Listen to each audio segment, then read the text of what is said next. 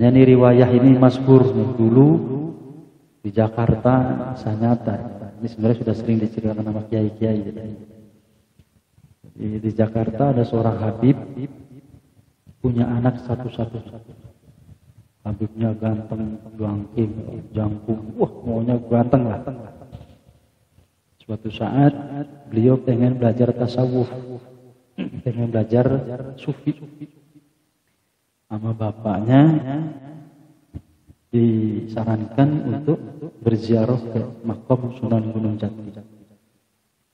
Sesampainya di Gunung Jati, Habib tersebut yang muda tadi anaknya didatengin oleh kakek. Habib mau kemana? Saya mau belajar ilmu, tapi mau ziarah dulu ke Syekh Syarif. Udah jangan di sini, tuh guru kamu, kisah nyata ya. Guru kamu tuh bukan di sini, tapi adanya itu di bawah jembatan. Di Cirebon itu sebelum itu ada jembatan. Ada jembatan. Yang benar. Udah berangkat cari. Ini orang tuanya nyari nih Pak nih. Karena berangkat duluan, janjian ketemu di Gunung Jati, Habib nggak ketemu nyari anaknya. Nah ini sudah terlanjur, Habib ini ke kolong jembatan. Dicari, ternyata yang ada siapa Pak di situ? Yang ada tukang sol sepatu. Masya Allah. Akhirnya, Pak, apa? Saya mau belajar ilmu tasawuf. Ingin belajar ilmu hati.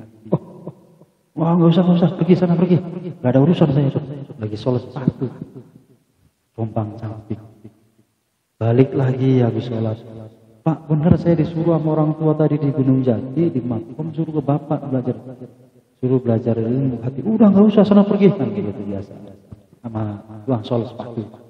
Yang ketiga kalinya, benar demi Allah Pak, itu orang tua. Cirinya seperti apa orang tuanya? Begini. Oh ya udah.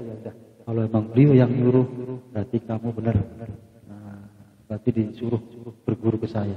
Ternyata dia adalah seorang wali juga. Wali paku biasa. Ada dibimbing tuh sampai menjelang maghrib sampai malam. Habis sholat belajar lagi, diajarin hati, ilmu hati. Akhirnya udah sampai meresep karena ilmunya luar biasa. Akhirnya bapaknya juga mencari-cari, nggak ketemu, belum ketemu waktu itu. Nah, sudah seharian sampai menjelang maghrib lagi. Berarti dari maghrib, malam, siang diajarin. Di situ tuh sambil ngesol sepatu. Makanya kadang-kadang kita hati-hati ya sama wali Allah. Akhirnya sudah, sekarang kamu sholat. Karena pergi, ketemuin orang tuamu, dicari deh. Baru ingat bahwa dia memang pergi janjian sama orang tua. Begitu ini sholat di masjid, begitu mau sholat, ternyata di sampingnya ada yang sholat sepatu tadi. Gurunya itu di belakang, baru juga takbir. Allah, tempeleng dari belakang, dijorokin, apa namanya, ditaplok apa namanya? Ditabok lah itu sampai jatuh. Astagfirullahaladzim. Ingat karena gurunya gak berani ngomong. Akhirnya sholat lagi.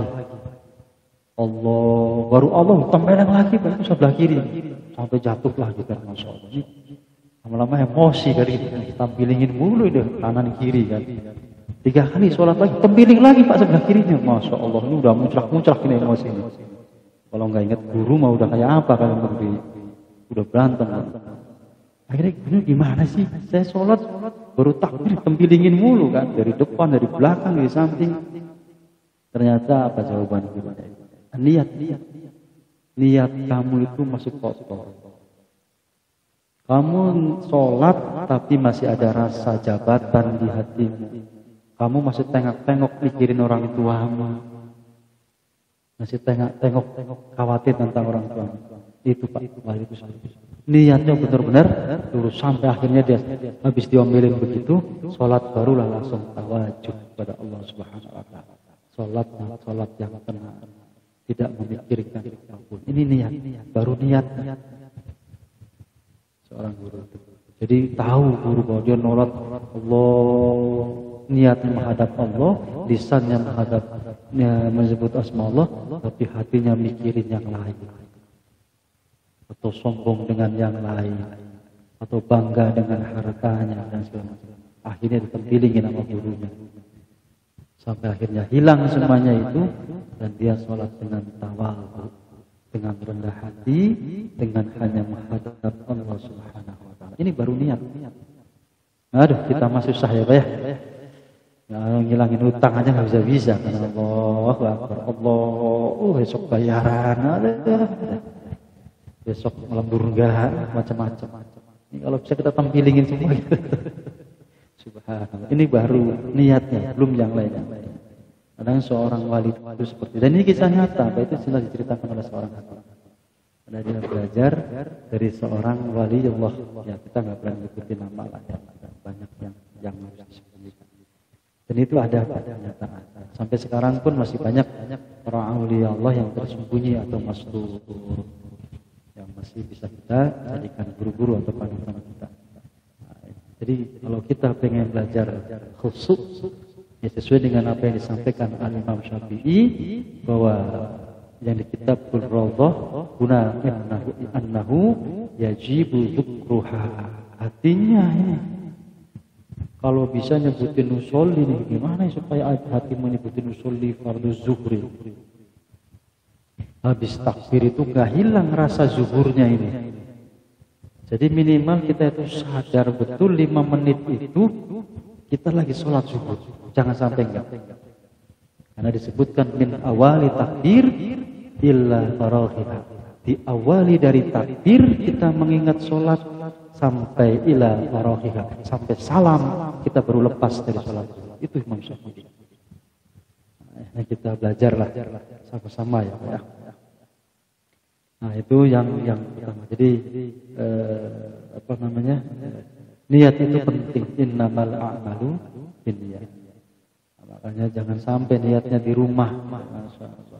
Ayo nggak usah baca lagi sudah. Kalau kita waktunya itu ya waktunya zuhur. Nah itu yang nggak benar. Itu sholat itu bisa apa aja.